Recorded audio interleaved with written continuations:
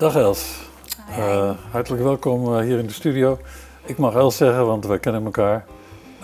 Els van Venrooy heet jij en je bent hier omdat wij een gesprek gaan hebben over de Stichting Wereldvredesvlam Katzand, waarvan jij voorzitter bent. Klopt, ja. Misschien zou je, ik weet niet of iedereen die vlam kent, hoewel je er niet langs kan kijken als je in Katzand bent. Maar misschien zou je even iets kunnen vertellen over wat die vlam is en hoe die in Katzand terechtgekomen is. Ja, dat graag. Ja. De vlam is, of je er overheen kan kijken als je er eenmaal bent niet. Dus het is wel dat heel vaak mensen denken, waar is die vlam dan? Omdat die precies in een hoek staat van de kerk in Katzand, in Katzanddorp. Maar als je hem eenmaal gezien hebt, dan blijf je erheen gaan. Het is een heel mooi monument. Het is in 2004 aangestoken met een hele grote groep mensen. Een hele belangrijke dag voor Katzand. Het is natuurlijk iets ontstaan uit het dorp. Het is het verlangen van het dorp om iets speciaals te hebben. Om een speciaal zich neer te zetten als een beetje ander dorp. In dit geval een vredesdorp. Een vredesdorp. Ja, een vredesdorp. En dat verlangen, daar ben ik niet helemaal bij betrokken geweest, maar jij wel. Is natuurlijk ontstaan al in 2002, omdat er een grote vlam is aangestoken in Wales. Ja, want die vlam, die komt niet alleen in Katzand, de oorsprong daarvan is wereldwijd, hè? Is wereldwijd en daar was jij ook een beetje bij betrokken. En vandaar dat je dat gewoon hebt meegebracht, dat idee. De vlam is ontstaan in 1999 in Wales. Daar is die samengebracht, 7 vlammen van alle continenten, aangestoken door hele bekende vredesactivisten. Onder andere prinses Irene hier in Nederland. Die vlam is overgevlogen met de luchtmacht, omdat hij niet in een burgervliegtuig mocht. Nee, er mag geen vuur in, maar ze hebben het uiteindelijk via de luchtmacht gedaan. Daar is het monument ontstaan. Daar zijn de vlammen samengekomen. En toen kwam het idee om er een in Nederland neer te zetten. En dat was in Den Haag bij het Vredespaleis. Dat was de eerste, een heel mooi monument.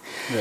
En toen kwam het idee van, zou dat nou niet leuk zijn als ze dat door de heel Nederland zulke monumenten neerzetten. En Katzand had hij wel oren naar. De toenmalige ondernemingsvereniging vond het een heel mooi idee. De kerk vond het een leuk idee. Het was een mooie plek daar. En toen zijn allerlei vrijwilligers aan de slag gegaan om natuurlijk het geld bij elkaar te krijgen. En dat was een heleboel geld voor toen de tijd. We hebben subsidie gekregen van de Europese Unie. We hebben subsidie gekregen van de gemeente Sluis. En we hebben heel veel bij elkaar gesprokkeld met van alles en nog wat. Ja, ik weet het nog. Ik was er ook bij betrokken toen. Jij was er ook bij betrokken. Ja. En inderdaad, de dag dat die kwam, ik weet het nog goed, 9 mei 2004. Geweldig. Waren er meer dan 1000 mensen op de been. Ja. En toen hebben we die vlam, die is met een bootje gekomen uit Den Haag, aangestoken daar bij het Vredespaleis. Ja, ik zat op die boot. Jij zat op die boot zelfs? Ik zat op die boot, ja. We hebben hem geland in Katzand met de reddingsbrigade. Ja. En toen in een wandeling, zeg maar, met al die honderden mensen van Katsanbad naar de kerk in Katsanddorp gebracht. Ja. Dat is trouwens een wandeling die jullie elk jaar nog weer doen, hè? Elk jaar, 9 mei, herdenken we eigenlijk die dag, die feestelijke dag. Ja. Met deze wandeling, ja. En als mensen het zelf willen doen, hoeven ze maar de punaises in het wegdek te volgen. En er is een hele route uitgestippeld die je ook via de folder, maar ook bij de gemeente en op onze website kan vinden, zodat je dat kan lopen. Nou, het is leuk dat er zo'n vlam brandt, maar is dat genoeg? Wat gebeurt er rond die vlam? Wat gebeurt er? Zijn er ook activiteiten? Kan je daar iets over vertellen? Ja, er zijn zeker activiteiten. Dat is natuurlijk die wandeling, dat is echt een belangrijke activiteit. Daar proberen we echt veel aandacht aan te besteden. Er is van alles. We doen kaarsen verkopen, we staan op markten als het kan, als we er mensen voor hebben. We hebben nu pas de fietstocht georganiseerd naar Vlissingen, maar daar komen we straks op terug. Ook zo'n monument staat inmiddels en waar we verbinding mee hebben. Ja. Een wandeling gemaakt met onze vlam in Vlissingen. Dat soort dingen. We doen heel veel voor kinderen als het kan. We ontvangen mensen, groepen. We hebben pas nog de Jota-groep op bezoek gehad. die een tocht deden door Zeeuws-Vlaanderen als herdenking van de Tweede Wereldoorlog. Je hebt daar iets bij, Dat hè? soort Als het dingen. over kinderen gaat. Ja, Als het over kinderen gaat, iets lopend heel vuurtje. belangrijks. Het lopend vuurtje. Ja, misschien kan je erop hem even inzoomen? laten zien op de camera. Deze. Lopend vuurtje. Dat is een heel groot project Is van een heel de groot Stichting project. Wereldvredesvlam, hè? Ja, Een scholenproject. dat is een heel groot project. Dat is ontstaan in Cadzand. Zo. Met een zekere trots. Toen, als je vraagt wat doe je met zo'n monument, nou, dat vroegen wij ons ook af toen het er eenmaal stond. Ik bedoel, toen de hele Ja. actie eraf was van we willen het hebben, toen was het er en dan wat nu. Dus toen zijn we naar de school gegaan in Cadzand en gevraagd van hoe kunnen we samenwerken, hoe kunnen we hier iets doen. En toen is het idee ontstaan om gewoon met zo'n vlam, we hadden toen gewoon zo'n lantaarn met een vlam erin, om naar de school te brengen. De leerkrachten zijn toen allerlei dingen gaan doen met de kinderen over vrede. En na een paar weken was hun project wel over, maar toen kwamen ze met het idee van, zou het niet leuk zijn om die vlam nu door te geven naar een volgende school? En dat is gebeurd. Zo is hij naar Zuid-Zanden gegaan. Zo is hij naar, ja, hij is eigenlijk hier in West-Vlaanderen overal geweest. Naar België, ik ben erbij geweest toen een keer in Brugge zelfs. Hij is ook in Terneuzen geweest en op verschillende plekken. En iedere keer gingen die scholen wel iets doen, maar hadden geen handvatten van wat moet je doen. En zo is het project ontstaan. Van, misschien moet er een soort lesproject. soort lespakket gemaakt worden. En dit is al een zoveelste versie. En volgens mij is dat internationaal gegaan. Dit is inmiddels, dit is dus in Engeland uitgegeven, ook met dezelfde intentie, maar in Australië. Zo. In Frankrijk, het is in Frans, het is in het Arabisch vertaald, vooral het werkboekje. Waar werken ze mee met kinderen, van Syrische kinderen vooral, in Enschede, waar ook zo'n vlam staat.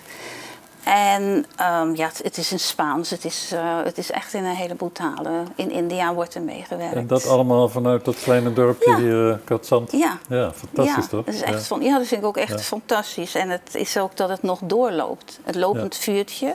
Ja. Het is ook de bedoeling dat die vlam, daarom is het ook een levende vlam, dat die vlam doorgegeven wordt. Dat het licht doorgegeven wordt. Hij is ook vanuit Cadzand ook letterlijk doorgegeven naar andere monumenten. Hè? Er zijn meerdere plekken waar er zijn mensen die het vlam zijn komen halen, zal ik maar zeggen. Ja, verschillende plekken. En ook kleine plekken. Mensen die het thuis wilden, mensen die het in hun centra wilden, maar ook nieuwe monumenten wilden. Zoals in Holsbeek in België. Ja. En daar zijn we hem gaan brengen. En we hebben hem ook gebracht naar Vlissingen. Ja, recent. Ik heb hem ook gezien in Venlo. In Venlo. In Riemst in België. En in Riemst, maar ik geloof niet dat die bij ons gehaald is. Die is geloof ik in Venlo gehaald toen. Okay, dus ook dat verspreidt zich op die manier. Ik weet dat er ook een staat bij het Titus Brandsma Centrum in Nijmegen. Nijmegen, ja. Maar het is niet alleen Nederland, hij is over de hele wereld verspreid. Hè? Ja, en van ons vandaan is ook nog in een centrum in Bonn brandt er eentje. Ja. Het is dan wel allemaal in lantaarns, dus niet overal staan die grote monumenten. Ja, maar hij staat ook in Amerika bijvoorbeeld. Ja, de plek waar Martin Luther King vermoord is. Hij staat in Australië. Ja. En in Oregon staat hij ook, in Ashland, in Australië, Sydney, Byron Bay. En in India staat een heel mooi monument. Dat wij daar met dat kleine Zeeuws-Vlaanderen deel van uit mogen maken. Ja, nou dat is wel iets wat de meeste mensen niet weten en ook niet echt terug kunnen vinden in onze... Maar het is een grote organisatie. Ja. Het is niet... behalve al die activiteiten... Ik woon vrij dicht bij de vlam, jij ook, hè?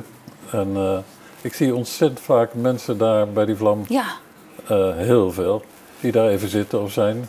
Maar die ook van die plankjes schrijven. Kan je daar iets over vertellen? Want die hele boom bij die vlam, die hangt vol met plankjes. Vol, het is net Klein Lourdes. Ja, zoiets. Ja. Daar zijn we ook zo mee begonnen van, ook in die tijd, zeg maar in 2004, zo van monument, wat doen we? Mensen willen graag iets doen bij zo'n monument, iets achterlaten. En toen dachten we eerst nog, die plankjes die zagen we zelf wel. Maar het gaat zo hard, er worden er zo ontzettend veel geschreven. En elk jaar meer. Dit jaar is record, we kunnen ze niet aangezaagd krijgen, zeg maar. En hoe kom je aan die plankjes dan? Ooit gedaan door zijn trouwens op beeld nu, hè? Moet je maar even kijken. Ja. Gigantisch. Ja, mooi hè? Ja, dat is ongelooflijk. Ja. Dit jaar is het echt, we hebben een mooi nieuw kastje en het lijkt wel of de mensen het voor het eerst echt zien en benutten. Ja. Er zijn er echt, ik denk dat er een paar duizend zijn opgehangen dit seizoen. Indrukwekkend. Ik loop er wel eens langs en dan zie je ook alle talen. Hè? Het is in het Nederlands, Duits natuurlijk, alle Frans, talen. Maar Arabisch en soms zelfs Japans of zo. Alle talen op die. Ja, en ze worden gemaakt door de jongens van de Okkernoot. Ach, wat leuk. Ja, super. Op die manier heb je zo'n mooi project. En ook in Vlissingen zijn ze er nu mee bezig. Die weet niet iedereen wat de Okkernoot is. Niet iedereen wat de Okkernoot is. Ja, wel. Hier weet iedereen wat de leefgemeenschap van de Okkernoot is, denk ik. Oké. Ja, vast wel. Maar in ieder geval, die jongens maken ze voor ons. En we laten ze hangen totdat ze helemaal verweerd zijn en meestal afwaaien. En dan verbranden we ze nogal ritueel. Ja, mooi. De bedoeling is dat de wensen die de mensen schrijven eigenlijk als het ware, net als de Tibetaanse vlaggetjes, verweren en meegenomen worden met de wind en de wereld ingaan. Ja. Dat is mooi, ja. Een van de dingen die mij ook opvallen in het dorp is dat er steeds meer teksten aan de muur hangen.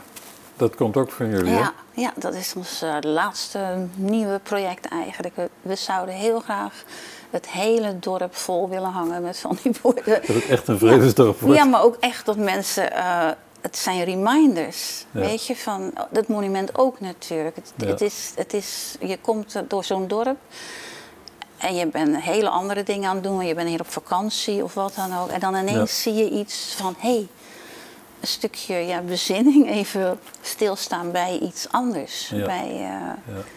Bij vrede, bij licht. Is dat ook een functie van de vlam? Ik bedoel, de oorlog in de wereld gaat gewoon door, hè? Zolang de vlam er is. Ja.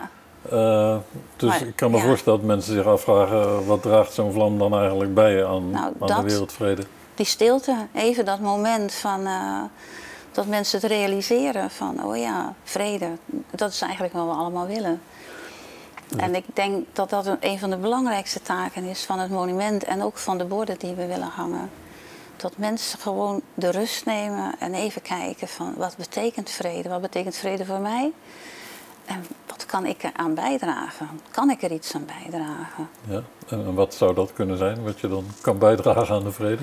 Ik denk dat je heel veel kan bijdragen aan de vrede als we gaan denken we kunnen niks meer bijdragen of wat doet er niet toe wat wij doen, ja, dan is het denk ik wel een beetje afgelopen. Ik denk dat we heel veel kunnen doen als we bij onszelf blijven en de stilte en de vrede in onszelf zoeken, vinden, de rust. We kunnen allemaal vriendelijk zijn, we kunnen allemaal aardig zijn, we kunnen allemaal aandacht schenken aan iets wat aandacht vraagt. Ja. Dat kunnen we allemaal. Daar hoef je helemaal niks voor speciaals te doen. Maar dat is wel heel belangrijk. Ik hoor je eigenlijk zeggen, vrede begint bij jezelf. Ja, uiteraard. Ja. En in je eigen omgeving. In je eigen omgeving, ja. Maar vooral bij jezelf. Want dat straal je uit. Dat is wat je doet. Dat zijn je daden. Als je dat toetst. Dat je innerlijk in vrede bent. Ja, en je toetst dat met wat je doet en wat je uitdraagt. Ja, was ik niet zo vriendelijk, dan weet je gewoon, ik wil eigenlijk wel vriendelijk zijn. Ik wil eigenlijk wel vrede brengen. Ja. Dus ik denk dat het daar inderdaad wel begint. En dan vertrouw je een beetje op de olievlekwerking van, of niet? Ja, ik geloof daarin, ja, daar geloof ik wel in. Als het bij onszelf begint, dat het dan... Ik geloof, als ik tegen iemand aardig ben of iets doe voor iemand, dat iets doet bij een ander. Ja. En dat hij misschien ook denkt van, ik kan dat ook doen. Of ik kan ook aardig zijn. Of ik kan ook iets bijdragen. Ja, daar geloof ik wel in. Oké, ja. Er is nog eens een kritisch vraagje wat ik wel eens hoor. Dat gas. Ja, gas. Die vlam die brandt op gas. Ik vind het ook terecht dat kritisch is. Dat kan niet meer tegenwoordig, nog los van de huidige situatie in de wereld. Maar sowieso, fossiele brandstof. Ja, dat snap ik. Dat is ook wel een ding waar we natuurlijk zelf ook mee bezig zijn. Maar er is op dit moment geen alternatief. De vlam is een brandend iets. Het hele idee achter de vlam is dat we het doorgeven. Ja. We hebben een monument, we hebben lantaarns, we hebben kaarsen. We steken de kaarsen ook aan het monument, zodat het al een keer gebrand heeft. Het moet echt levend vuur zijn. En zo geven we het door. Als jij een vlam aansteekt aan het monument, en je doet er weer een kaars aan en je geeft hem aan iemand. En zo verspreid je eigenlijk de wereldvredesvlam. De energie van de vrede blijft erin zitten. Ja, dat blijft erin zitten. En zodra je, als je geen levende vlam meer hebt, dan wordt dat een heel ander iets. Ja. En er is gewoon op dit moment geen alternatief. Er wordt aan gewerkt. En vanuit de, zeg maar, de grote overkoepelende stichting zijn ze daar heel druk mee bezig. Ja. Met waterstof en weet maar, dat heeft zo'n vlammetje, dus het is het nog niet. Ja. Het is er gewoon nu niet. Maar ik snap wel dat mensen daar vragen over hebben. Ja. En ook financieel, voor onszelf is het ook wel een beetje een dingetje. Dat wordt het komend jaar nog veel duurder, die vlam, hè? Ja. Want hoe komen jullie aan geld? Ja, door op kramen, kaarsen verkopen. En natuurlijk mensen, sponsoringen en ja. We hebben een club van 50. Een club van 50, vertel. Een club van 50, dat zijn mensen die elk jaar €50 doneren. En dan kunnen de kijkers gewoon lid van worden? Ja, heel graag. Heel erg graag. Ja.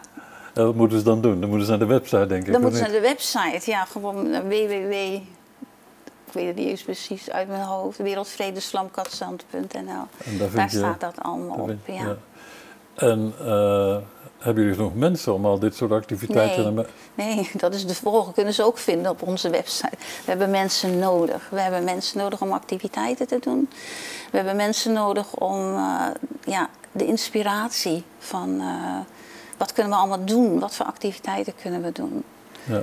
Gewoon, we hebben mensen zoals denk ik alle vrijwillige groepen. Dat hoor je van heel veel clubs, hè? Ja, vrijwilligers, maar zeker jongeren. Ja, jongeren. Ja, mensen gewoon, ze hoeven niet altijd lid te zijn of altijd aanwezig te zijn bij een vergadering of zo. Maar mensen die een idee hebben, die een inspiratie van iets kunnen organiseren. Je zou denken dat dit toch een heel aanstekelijk activiteit is. De jongeren lopen ontzettend warm voor het milieu bijvoorbeeld. Ja. Ja, waarom niet ook voor dit, voor vrede?